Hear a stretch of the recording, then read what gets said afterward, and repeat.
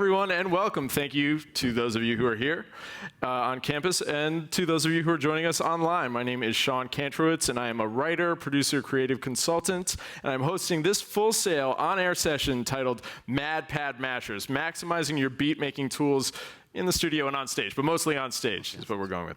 Please put your hands together and help me welcome our panelist, Jeremy Ellis, producer and recording artist.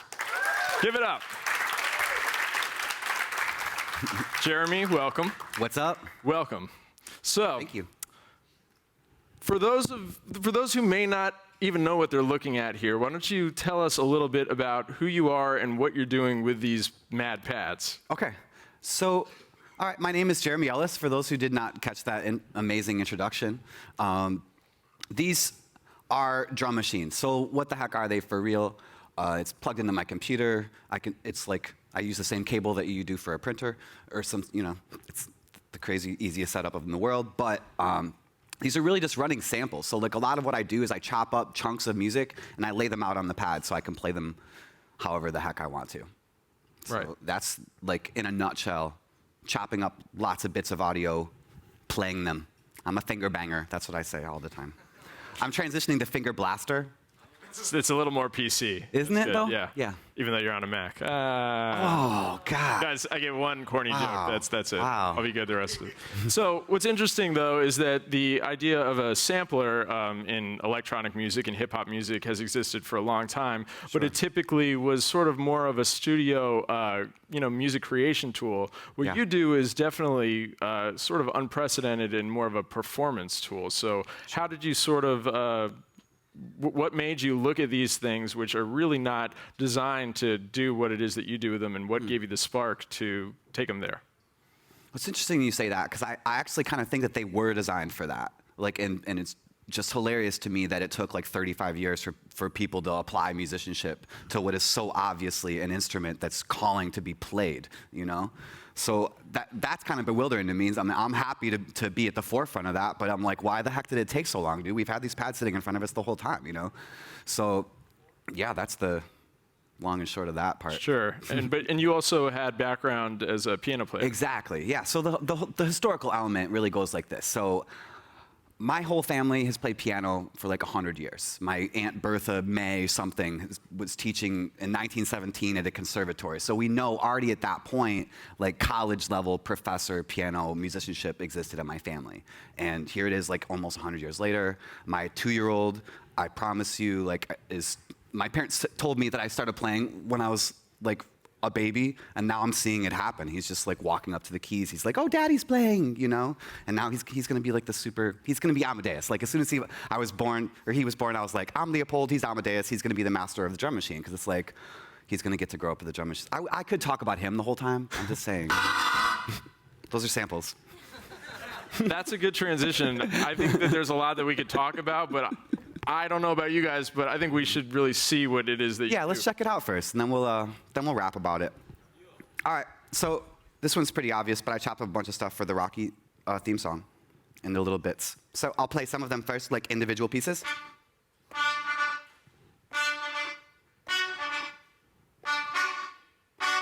So like little tiny chunks, so I can do it however I want.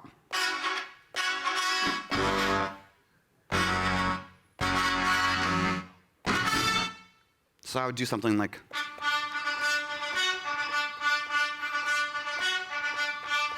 so I can play that as long as I want.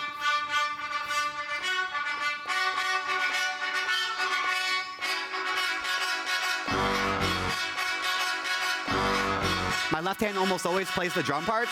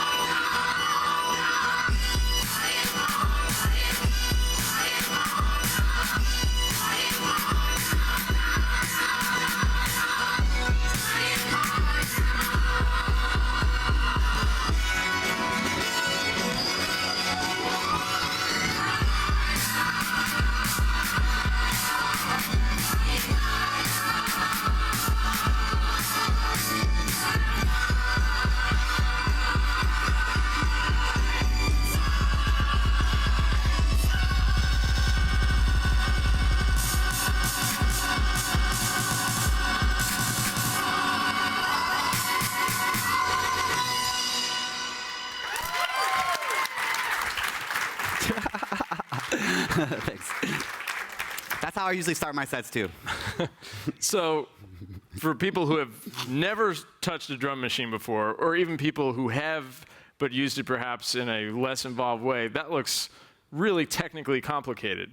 I know on your YouTube channel and in lectures that you do, you've even sort of broken it down, like some of the secrets, and it sort of comes down to rudimentary like chops and techniques. So talk a little bit about that. Okay, yeah. So, all right. So, the initial thing that I do for almost everything, like ignoring the drum stuff right now, we can talk about the drums later. But the first thing I do with a lot of music, like I'm kind of like a live remixer, if you know what I'm saying. Like I have the ability to do like live edits. You know, that's kind of what I call myself in that when I'm doing this kind of work. So what would I do? So I'd start with, this is a really great example. Every measure of this song is broken into 16 chunks. So it becomes really easy to play what I like to call the rows. This is the rows system. So I'm literally just playing. I'm playing each of these pads in order. There are 16 pads. 1, 2, 3, 4, 5, 6, 7, 8. You could, and I like to describe it like this too. I actually place my velocity in such a way that I basically can play really quietly the whole time. So it's like I'm waking up my girl. I'm like, come on, girl. Shh, come on. Get up, lady. Come on, we can do this, you know? Because the reason being this, because like I'm working really, really hard all night. My left hand is literally cramping up right now because I've been playing for like 90 minutes already today. But like, you need to like keep in mind how long you're going to be doing it, the position, the ergonomics, all that kind of stuff. But it's really like,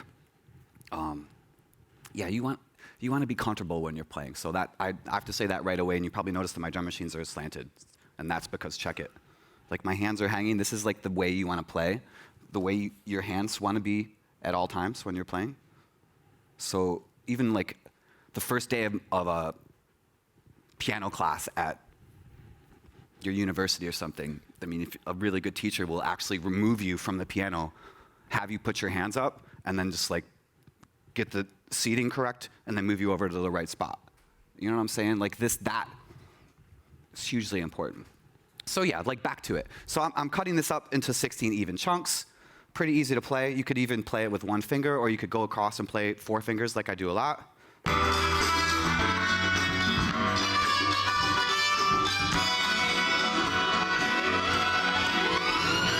And then the other thing is that I'm switching groups a lot with these big musical chunks. So if you see I'm on the A group, usually I put my drums in the A group, but we won't talk about that now. But every other group represents a different piece of music. For example.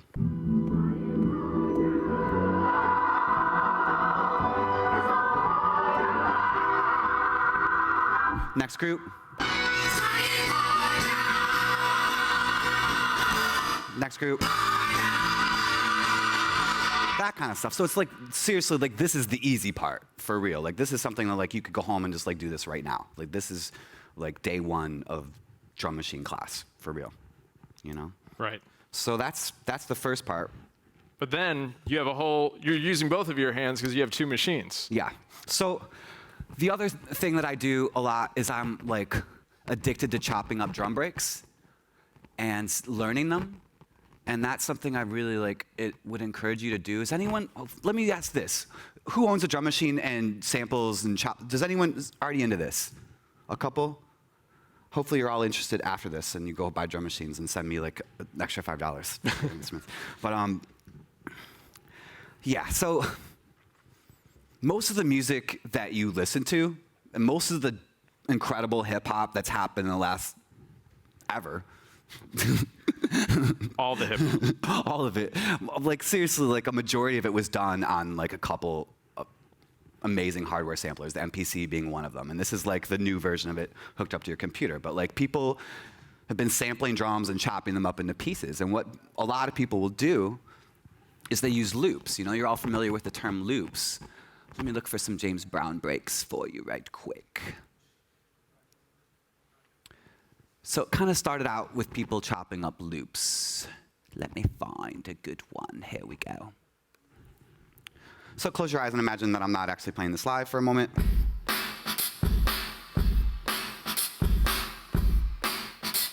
That That's the Black and I'm Proud break. So people would have just like sampled that little chunk and then looped that and then made a track around that, you know what I mean? But what I like to do is every time I sample a break, I chop it into little tiny pieces. This is something people have been doing for a long time too. But I think a huge part of what makes me a championship finger blaster is that I actually learn every single one of these things that I chop up out of respect. You know what I'm saying? Like, out of respect. And if you're gonna go, seriously, out of respect, if you're gonna go ahead and sample something out of a track, listen to that whole album, please. You know what I'm saying? Like, don't just like steal the drum break and never even bother listening to the rest of that track. That's rude. And you might be missing out on another cool part if you just listen. Right. Selfishly, seriously, listen to the rest of it. There's more cool stuff at the end, right? That fade out, the outro, they get that little For real, dude. element. Yeah, yeah. Awesome tricks like the song ends with a pow. You can reverse that so it goes. It's like, dude, don't ignore those pieces. But yeah. So here we go. James Brown break. So now I have like these individual slices. I can play whatever the hell I want to with it. That's the tight part.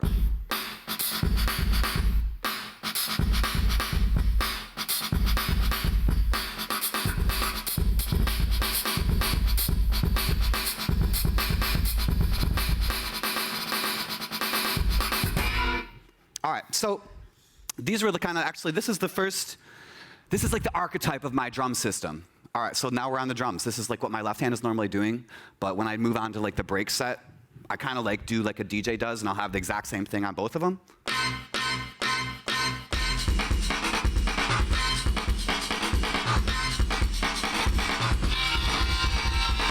All right, so here's what we do here.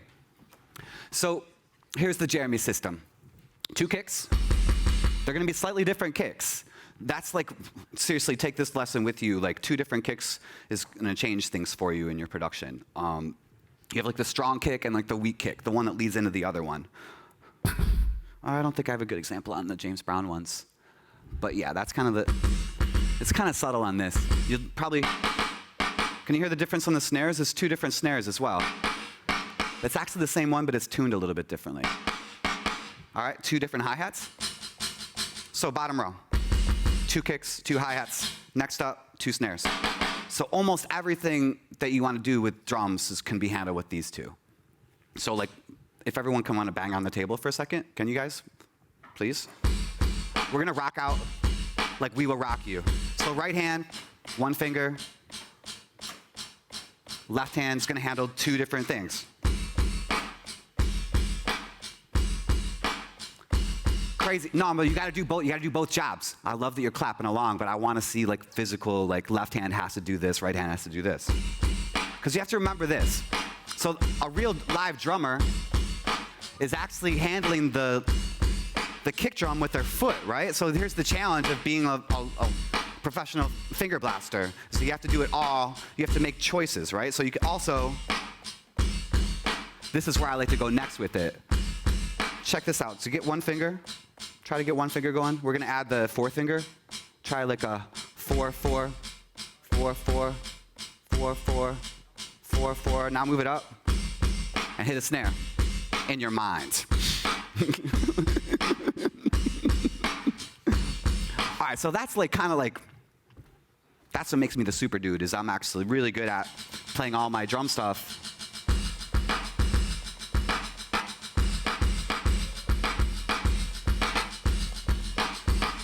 I do all that stuff with my left hand, and the right hand just goes buck wild and does whatever the heck it wants to. So let's talk about like how that became easy for me. It's totally the piano thing, dude. Like it's really like I talk all the time about, like it's really a Scott Joplin thing. Is anyone familiar with Scott Joplin? Ragtime? You know what I'm saying? Like ice cream truck rolling by. Ba ba doo doo doo doo doo doo.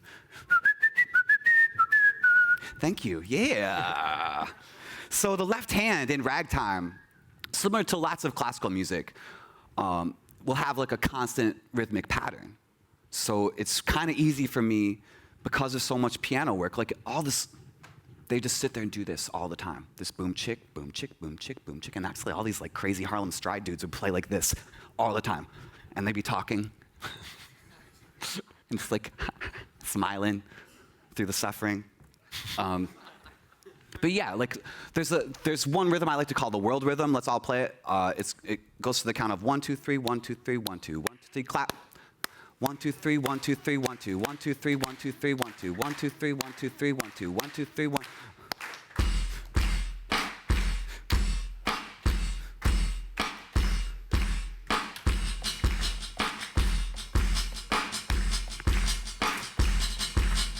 So being able to hold a rhythm like that, a constant, like very, like it's the world, dude. That is the world rhythm. Like that thing. Like pick a country, they're probably making music using that. You know what I'm saying? Like that's legitimately like rocks dance floors everywhere. So holding a steady rhythm, similar to the idea where the right hand was previously like rocking out the hi-hats, thinking about like a very constant thing. So yeah, let's stop there. Next question. Also, I know it's not like a huge part, but I do think that it is part of your process. You also you're using the software and the hardware to do effects. Like I see you doing like filter sweeps, things Absolutely. like that. Yeah. Talk a little bit about that. All right, I shall. So, right here, I'm using Maschine as a MIDI controller currently, so that I can have the top knobs do whatever I want them to do. So I have them controlling master effects. So there's a couple standard effects that I use like all the time just to build up breaks and stuff. So there's 2 filters that I have. There's a low pass.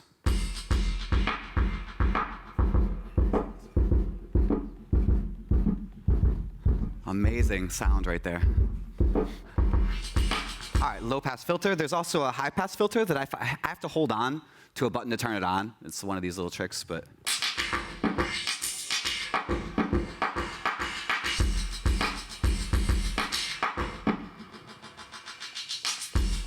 All right, so you can create little breaks like that. I have a little handy one that I like to call the radio EQ. This will actually suck out all of the frequency, except for like the nasty radio, like you're at the dollar store EQ.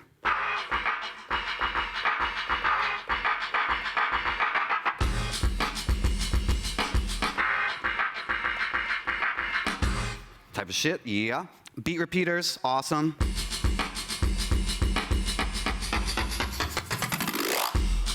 These kind of things, very fun. You already hear I have some reverb happening. This is awesome. Try this out.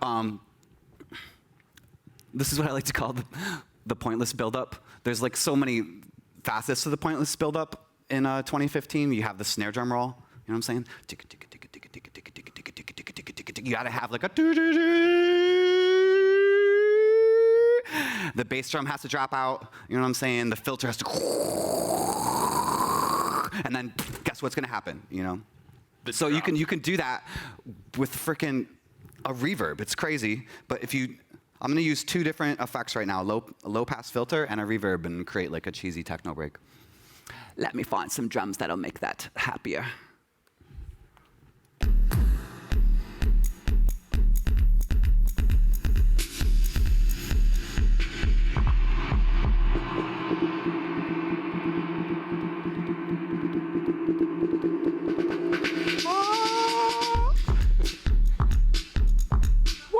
Hot fire.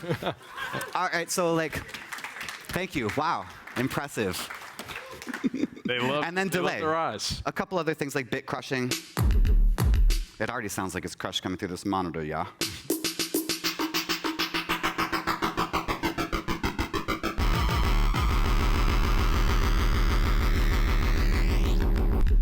And that leads me to another very important point.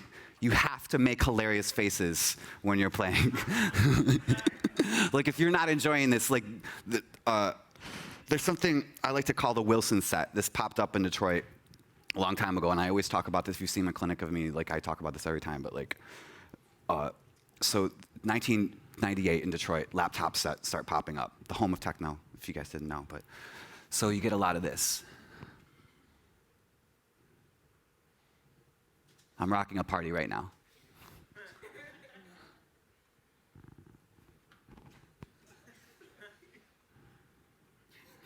You know what I'm saying? That sucks, right? So like everything I've tried to do in life is almost like a reaction to that. So why is that the Wilson set? So remember the show Home Improvement? Like you could never see the neighbor, dude. You know what I'm saying? So like you're like, that's the Wilson set. So have vibe. You know what I'm saying? Like I'm not even joking. Like practice dancing while you're playing, like for real. Like I literally, like I get into it like at home, and Here's another classic Jeremy talking point from Theo Parrish, an amazing artist. You guys should go look him up and buy all of his music. Send him money. Quote, if you make dance music and you don't dance, stop. Don't. Yeah. It's not for you. Dance music is for dancers. You know what I'm saying? Like if you don't understand the dance floor, if you haven't spent time on the dance floor, maybe dance music isn't for you, you know? Right. Go out and get that experience so you can bring that into the moment. Exactly. Yeah. Yeah, that's probably the biggest inspiration for me. It's definitely experience, too. Awesome. Yeah. You have another routine that you'd like to maybe Yeah, show let's us? pop into some stuff. Let's do some routines. Let me find something that's not super painful. I have to play later. Shoop, shoop, shoop. This one's fun. This is in the rows. I'll go through like a couple of them. I'll play for like 10 minutes, yeah? I'll do like a yeah. thing. I'll flow through the things like I do, like my things. All right.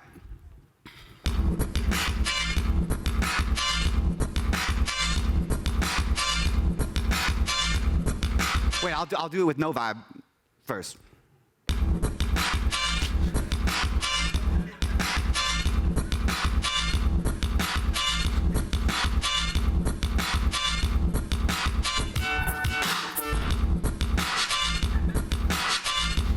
This is actually hard.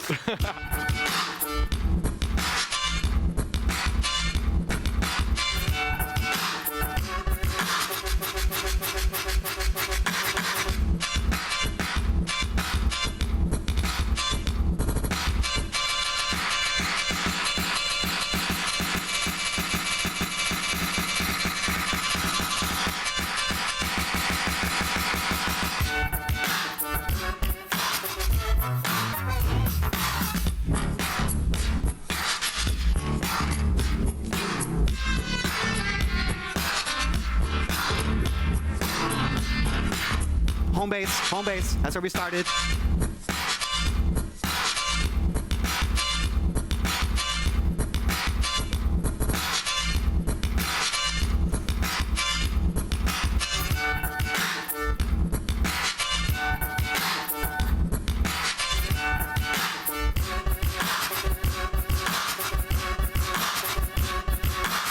I like to play offbeat sometimes because I can. Because I'm live, you know what I'm saying? Like I'm a real person.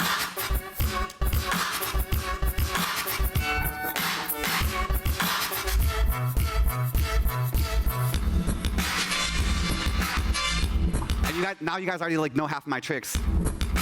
I use that reverb cutoff thing to get out of everything.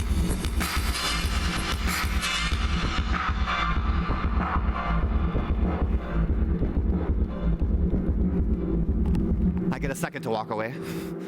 You should have clapped right there. Woo!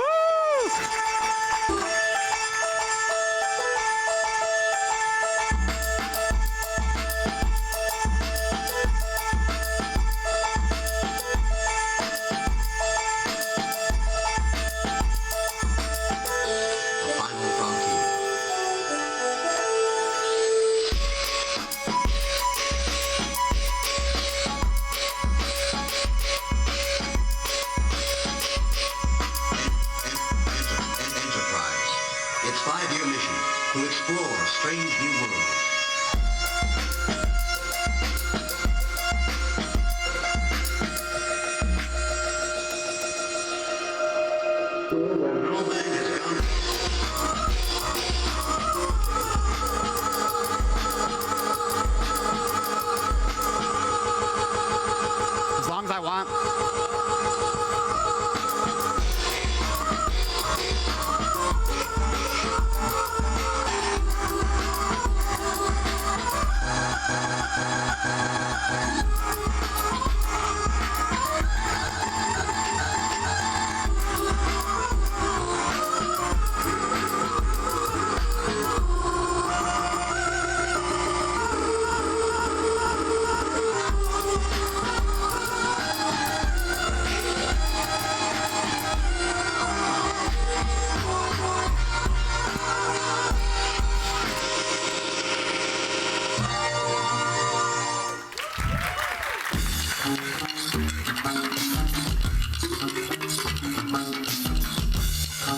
This one's all in one bank. I'll walk you through this one, actually. So we have 2 kicks again. 2 kicks, 2 hi-hats, 2 snares. Some extra stuff I rarely use. Let's see. This is a weird one. So I usually don't play like long loops, but this one I kind of set up the track with some long loops. So you see a lot of dudes, like that's their whole bit. You know what I mean? Like, I play drums along with loops. That's tight, though, too. Like, no disrespect, a tiny bit. No.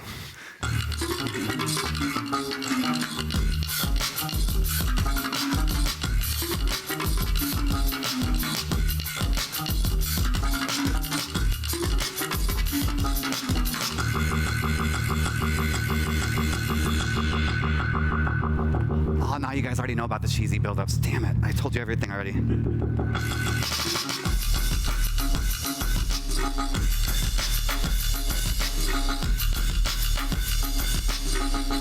These are like tiny little chunks.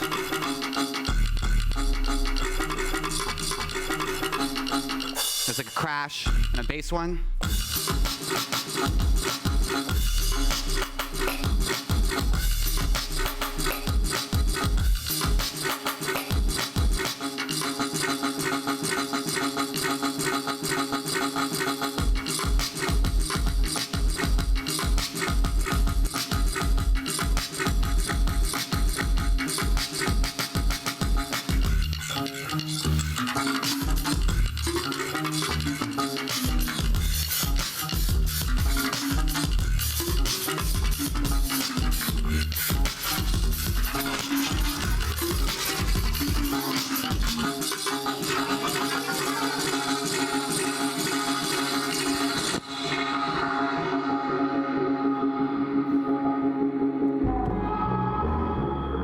Reverb and the cutoff gets me out of everything.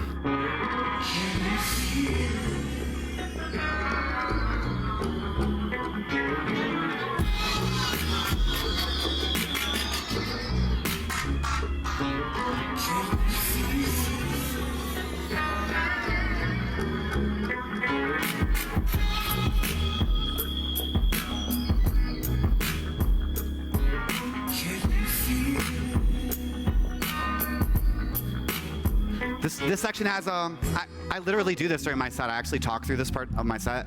I'm like, check it out. I'm playing like individual chunks, each piece broken into parts, and I can play it however I want, right? So originally I'll play it straight through like this. But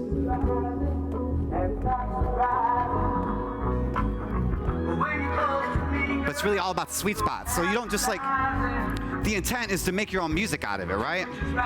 So I'm gonna try to find the sweet spot and make some other shit. When you close to me, girl, it's so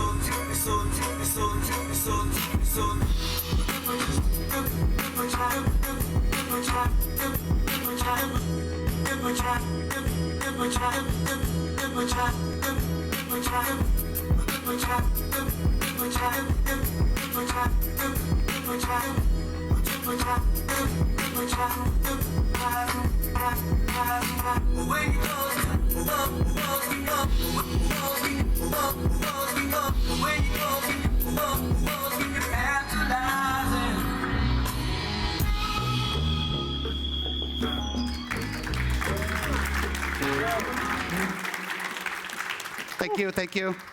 Sweet. Jeremy, yeah. We have about 10, 15 minutes left. We can take some questions enough. from the audience. Yeah, ask me something. Any questions? Anything. Anybody out there? My lady? We have a mic coming to you.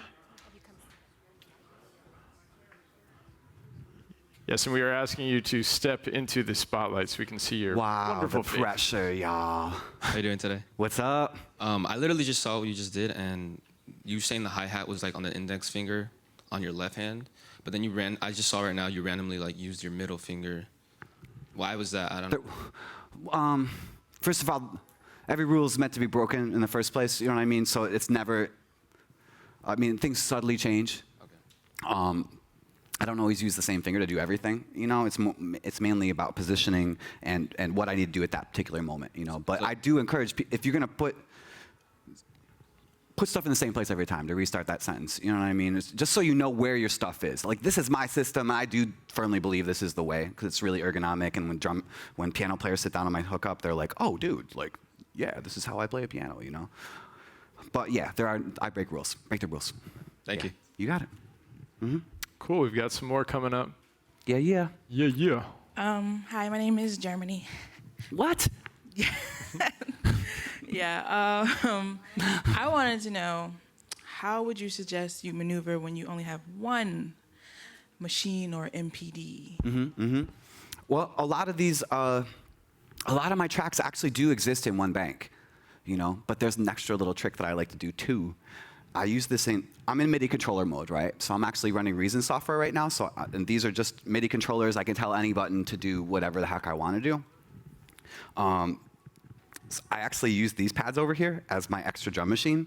If someone happens to hand me a beverage over this one and ruins this drum machine during my set, which has happened before in my life, a foaming something, I actually have my whole drum group set up over here on these pads as an extra one, you know? So if you know that there's something that you're gonna wanna hit all the time, like an extra kick and snare, maybe put it on some other pad and mess around with your other stuff. So just like another bank. I got them over here.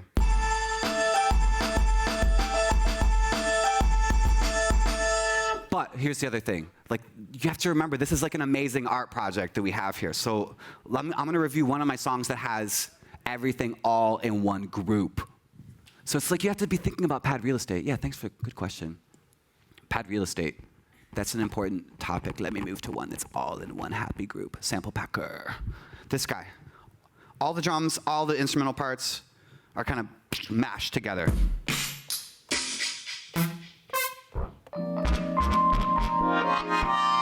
So this one I can play the whole track just on 16 pads, and that was my whole intent actually. Like, sometimes I try to put myself into that project, you know? So I'll rock this one out real quick.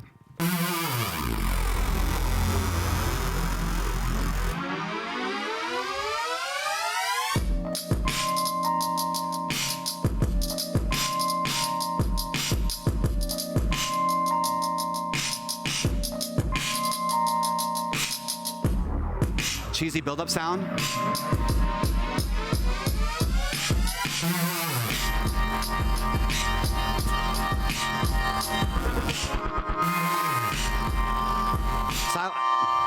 So let's talk about that for a second, because this is a really important topic of organization.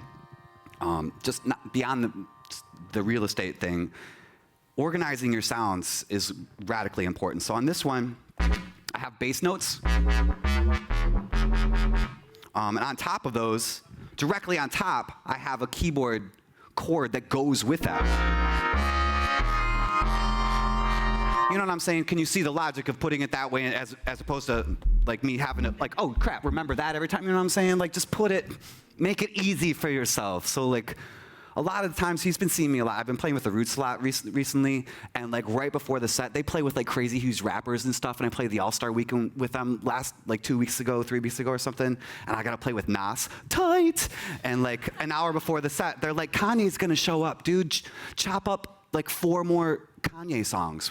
So I go to like Google Play Store and buy them and like start chopping them up before the set. He doesn't show up, but I just do that. You know, show me the flaming hoop, I will run through that, you know? That's why they keep on inviting me. But it's like, if you put it in a simple way, like I use that Rose system all the time, then you don't really have to think about it. You know what I'm saying? You could literally just like chop up the song before your set and just start rolling through.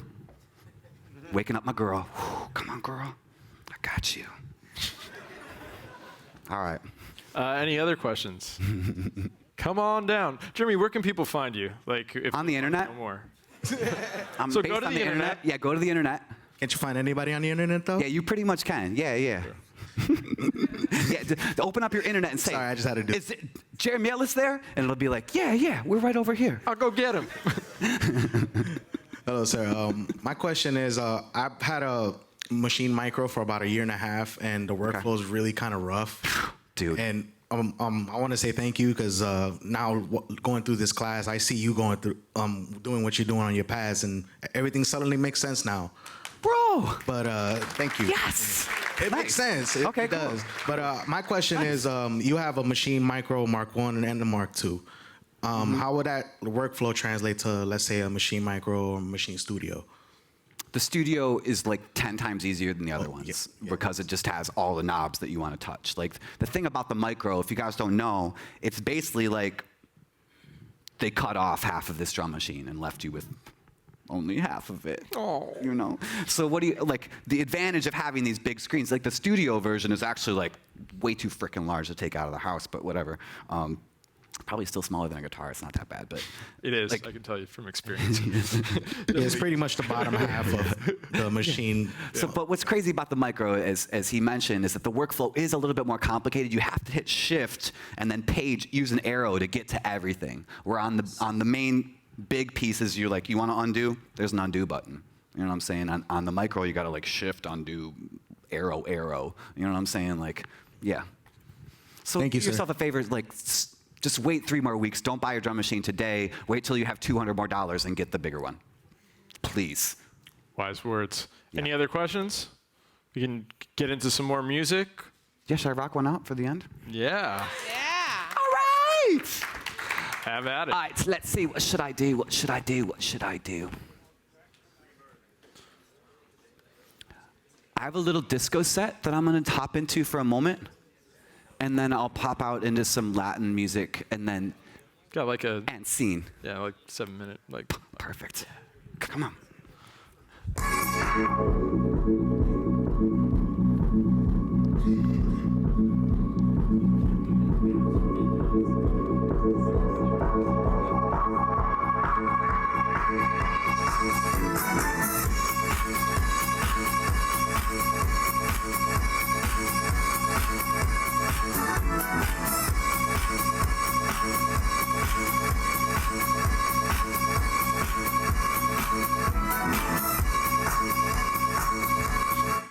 God, that's so hard.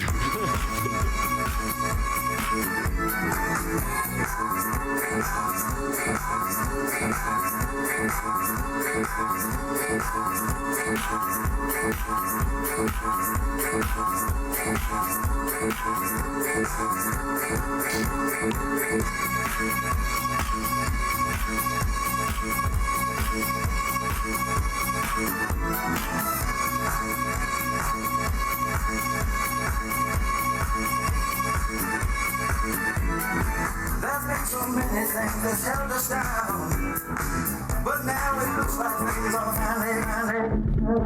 There's been so many things that's held us down, but now it looks like things are finally. So this is like a super sweet spot. I always refer to the sweet spots. Like this is just 3 pat. I could go through the whole thing.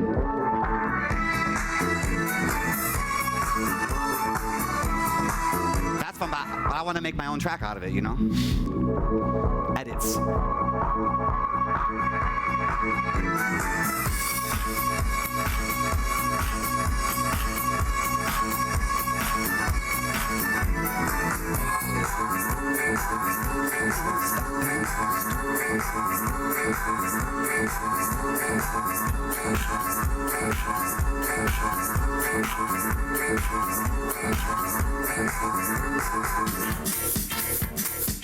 I'm not a DJ. I don't mix any of my tracks. I just go right to the next one.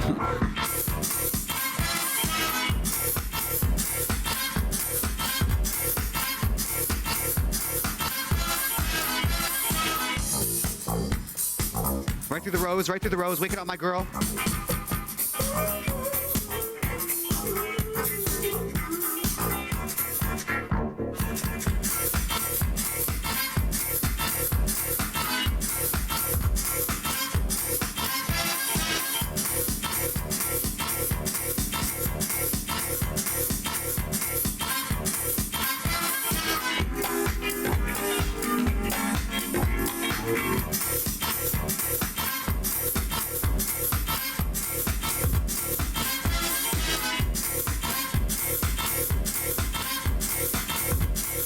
Look, check the left-hand part. It's like boom chicks, you know what I'm saying? 3 things. Right hand. It's actually just going back and forth.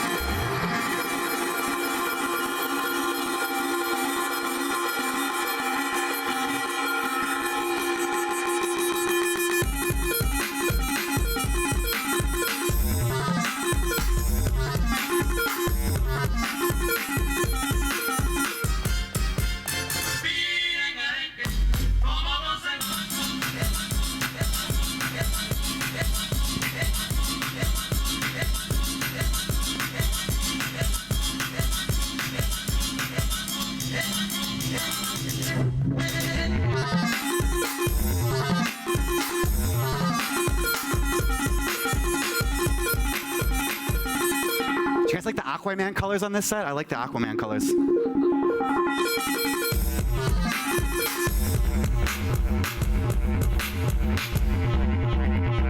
We found out if you break it down, because I like to play this different every time. So I found out during this last tour that if you played, wait.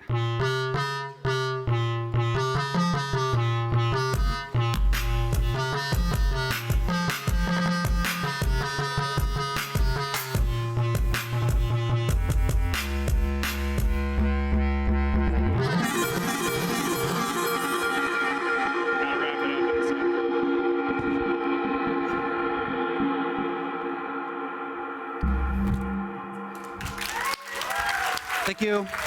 Thank you so much for attending our session today, everybody. And we especially want to thank our guest, Jeremy Ellis. Give it up for Jeremy Ellis.